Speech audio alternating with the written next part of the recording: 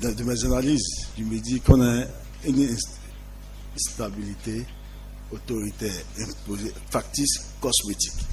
Parce que, comme vous devez le remarquer, cette stabilité dépend de l'exclusion de l'opposition, du musellement de la presse et d'un certain nombre de choses. Alors que la vraie stabilité qui devait y avoir, qui favorise vraiment le développement, c'est la stabilité démocratique. Que les règles du jeu soient pareilles pour tous. Parce que depuis 2016, on s'est retrouvé à une position où chaque fois qu'il y a des réformes, ces réformes avantagent toujours un camp contre un autre camp. Donc dans ces conditions, les gens se taisent parce que peut-être que les gens ont peur, les Béninois ont peur de s'exprimer. Ils ont peur parce que les événements qu'on ne veut pas du mai 2019 est resté dans la tête des Béninois. Les gens ont peur de s'exprimer. Aujourd'hui, il est difficile de voir des Béninois accepter de critiquer le régime. C'est ma première sortie après le 8 février. Moi, je le faisais avec force. Non, je vais m'expliquer. Je le faisais avec force.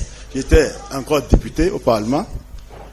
Et vous devez, en 2025, il y a une réforme. Je dis, en prenant la parole, j'ai parlé de l'installation du bureau du Sénat, où on a parlé de traits politiques. Où c'est ce bureau, c'est ce Sénat qui est seul habilité à dire si une intervention que j'aurais à faire, par exemple, maintenant, est contre les textes de loi. Je dis que c'est seulement, il n'a pas un barème, un cadrage qui peut montrer que chaque fois que l'on pose un problème, l'on s'exprime d'une manière que ça va contre la loi. C'est les 25 membres du Sénat qui ont ce pouvoir. Et c'est là que c'est dangereux. C'est vrai qu'il est souvent difficile de s'exprimer, il est souvent difficile de dire certaines choses. Et le Bénin, comme tout le Bénin, on n'a pas besoin qu'on lui apprenne la démocratie. Et c'est pour ça que je ne suis souvent pas content d'entendre l'exemple de la Chine. La Chine n'est plus l'exemple pour le Bénin. Et je tiens quand même à dire que la réforme constitutionnelle a eu lieu en 2025, avant l'arrivée du président Boumiel Wadaï. Et pour étant membre du Parti des démocrates, depuis 2019, toutes les réformes ont été embellies. Nous avons toujours critiqué. Et, in fine, tout ce que le parti a eu à dire, c'est ça qu'on observe. Ce n'est pas une certaine peur. La preuve, j'ai accepté venir. Mais il faut le dire, je me présente comme le Béninois lambda. Aujourd'hui, il est difficile au Béninois de dire certaines choses. Il faut le reconnaître. Il a dit, je me mets au Béninois lambda. Ça veut dire aujourd'hui, ce n'est pas qu'on a peur d'une Sénat. Ils viennent d'être installés, on va les observer. Mais pour la suite, je disais que le Bénin de 2019 n'est plus présenté comme un exemple en matière de démocratie. Parlement monocolore, l'exclusion. Un parti politique qui, lors d'une élection, se retrouve avec plus de 16%, n'a aucun représentant à l'Assemblée nationale. On nous dira que c'est la loi, certes. Mais si la loi n'est pas inclusive, c'est normal que les gens se plaignent. Mais en 2019, lorsque le code électoral était voté, la Constitution, il avait une révision constitutionnelle, on avait prévu les générales de 2026. Les critères étaient bien définis. Suivez mon regard. Les critères étaient bien définis. En 2021, il y a eu l'élection présidentielle. Mais en 2023, au moment où les partis politiques allaient aux élections, les conditions étaient claires. C'est qu'il fallait avoir 10%. C'est un exemple de il fallait avoir 10% de parrainage. Le Parti des démocrates a fait l'effort d'avoir ces 10%. Mais à la veille, on vient changer les règles du jeu en modifiant le code électoral. Ça veut dire à chaque fois qu'on sent l'opposition a des chances de se présenter, on change les règles du jeu. Et c'est ce que le peuple ne veut plus. Non, on est tous au Bénin. Je suis en train de parler de la chronologie des faits.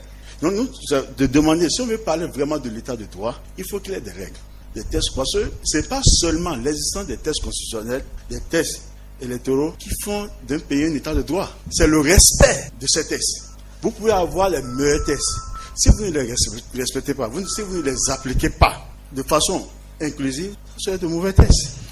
Moi, je ne me retrouve plus depuis 2016 qu'on ait une société civile forte. La société civile aujourd'hui a totalement disparu et c'est à la veille peut-être même des élections qu'on les voit faire quelques sorties. On ne parle plus pratiquement de société civile au Bénin. Mieux, dans l'intervention de mon professeur, et nous allons prendre des cas, ils vont nous démontrer à quel moment on les a vus faire, surtout avec le départ de l'ancienne société civile vers la politique alternative citoyenne. Et je profite pour dire, qui vous souviennent, avant 2016, lorsqu'on voulait parler du projet de révision de la Constitution, le professeur Djongweno en ce moment nous faisait comprendre. On l'écoutait, on avait du plaisir à l'écouter.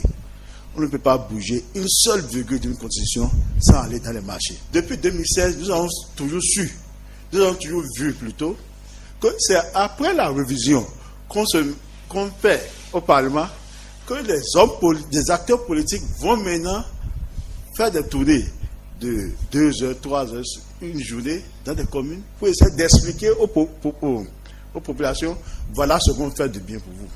Ça ne répond plus à l'idéal que le Bénin est connu. Parce qu'il y a des mutations positives, mais cette mutation est une mutation négative. Et aussi, c'est vrai qu'on a dit qu'il faut de la formation civique. Mais je pense que le Bénin, on a une grande... au niveau de la population béninoise, à plus de 80%, il y a des croyants, des chrétiens, musulmans. Il faut aussi que les acteurs politiques et la population même appliquent ce qui est contenu dans nos textes religieux, la Bible, le Coran. Parce qu'aucune religion ne demande, par exemple, de détourner. Aucune religion ne demande de ne pas faire la paix. Toutes les religions demandent à aller vers un développement. Et pour aller vers ce développement, il y a des conditions. L'état de droit, le respect de l'autre. Et après cela, plusieurs études qui ont démontré que le développement économique pérenne est indissociable des institutions inclusives. C'est vrai que pendant les interventions, on a parlé de la stabilité. Je l'avais dit plus tôt, c'est vrai au Bénin on dira qu'on a une stabilité. Mais je dis, le Bénin a connu 2 types de stabilité. De 1990 à 2019, on a une stabilité démocratique. De 2019 à nos jours, on a une stabilité autoritaire. J'avais développé. Aussi, j'aime prendre l'exemple du Cap-Vert pour comparer avec le Bénin. Parce que vous voyez le Cap-Vert, un petit archipel, sans diamant, sans richesse. Mais, depuis 1991, ils ont une alternance régulière. L'administration ne fait pas la coubette aux politiques. Et vous allez remarquer que les investisseurs viennent de plus en plus chaque année au niveau du Cap-Vert. Le Cap-Vert a quand même le tourisme développé et le Cap-Vert se développe. Si bien que on ne dit pas, comme on a l'habitude de l'entendre ici, on n'a pas besoin de la démocratie pour se développer. Parce que ils pratiquent vraiment la démocratie comme on le faisait. L'alternance est respectée et l'état de droit. Parce que les juges jugent vraiment. Et la presse est libre dans ce pays, ce qui n'est pas le cas dans plusieurs pays. Plusieurs personnes m'ont posé des questions pour savoir est-ce que la loi nous permet d'avoir l'alternance. En état actuel des choses, en tenant compte de la constitution actuelle et du code électoral, il n'y aura plus jamais une partie politique d'opposition au Parlement. Si on ne s'en sert pas pour essayer de revoir les textes, il faut se dire la vérité. Les LD ne sont-ils pas victimes de leur propre option politique? Lorsque j'intervenais, j'avais dit, en 2019, lorsque la Constitution avait été révisée et que le code électoral avait été voté, on savait qu'en 2026, il y aura les premières élections générales. Et à ces élections générales, dans le code, il est dit qu'il faut avoir 10% du parrainage. En 2023, les LD ont tout fait pour avoir plus que 10% du parrainage. Mais à la veille, le code a été changé.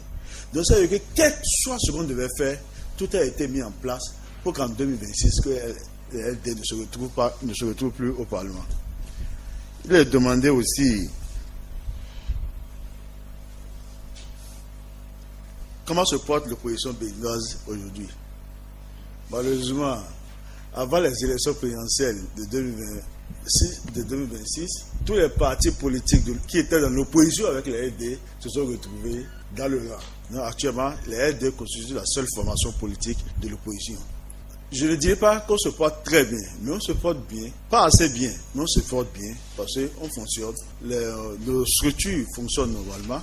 Même demain, on a un comité permanent, on fonctionne. Surtout qu'on est à un cycle où il y a une trêve politique de 7 ans. Donc on essaie de s'adapter au test actuel en espérant bien que le nouveau président qui est élu va quand même permettre qu'on s'asseye, qu'on discute et qu'on revoie les tests.